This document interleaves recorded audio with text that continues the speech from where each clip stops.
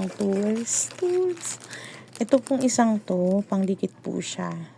Ayan ay. Ayan. Sabi nila, matibay daw to. So, ngayon, naglinis na po ako ng kuko. Pasensya na sa kuko, hindi ka kagandahan. Ito naman po yung ating press on nails. Hindi ko pa ito nabubuksan, pero 5 peraso po ito. Mamimili po tayo dito ng maganda. Yan po yung laman ng parcel po natin. Galing pa po itong China. So, worth it naman yung pag-iintay po. Siguro may mga 4 days ang nito. Inintay ko din. Pero sobrang gandang-ganda naman ako talaga. Mahilig talaga sa mga press on nails. Then, ngayon, may party-party nga. Ayan. Bumili na naman ako ng mga pangdagdag sa natin.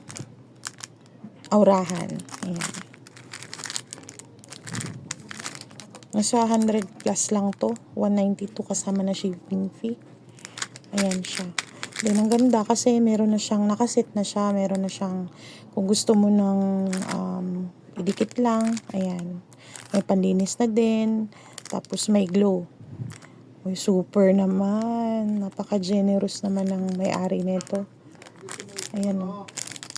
Meron na siyang panlinis. As in, wala ka nang puproblemahin pala dito. Ayan.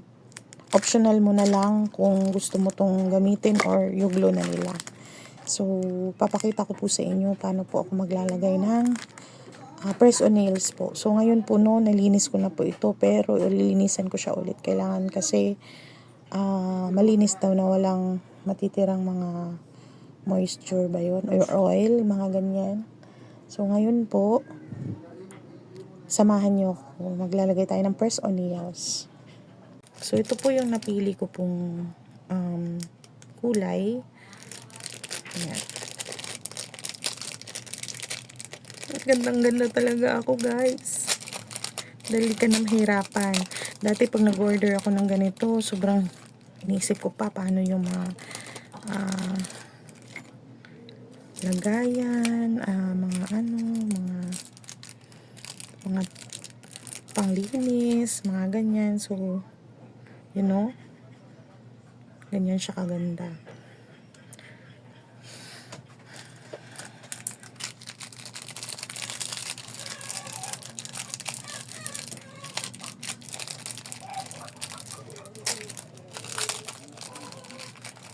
So, since nalinis ko na yung aking kamay, yung aking mga dollar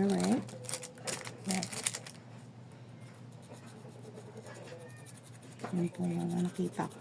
Ganito daw ang gawin. Bago ilagay ang glue. Hindi po ako professional na mag-apply nito. Basta pag ginusto ko lang na mag-apply nito, maglalagay ako. Pero, moody din. Ngayon kasi, Pasko, daming event. Charot. Yun. Kailangan natin ito. Hindi porkit nanay tayo, hindi na rin tayo magpapaganda, no? Kahit man lang doon sa mga kamay nating working lagi.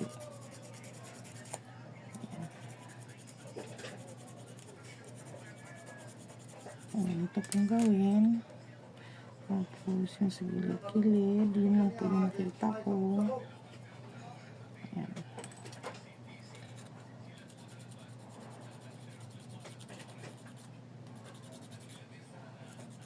So, ayun po, mag-apply na po tayo. Ayan, huwag natipirin sa glue. Ganito yung nakita ko sa TikTok. Ayan. Yan siya, mga besh.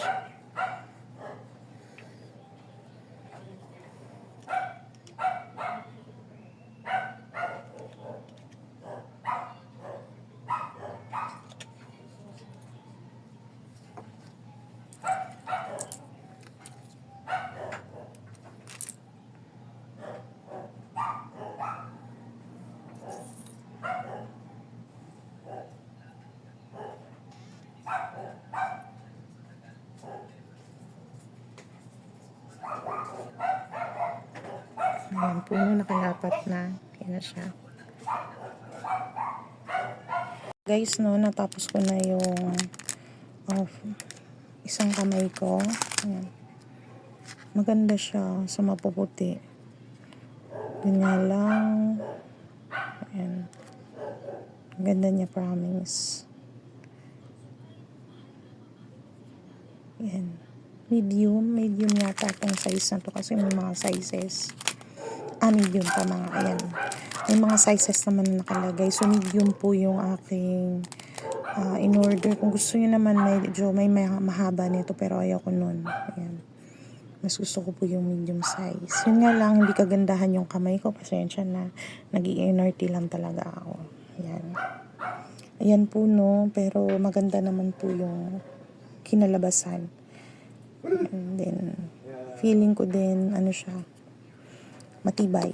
Ayan po guys. So, ayan. Diba?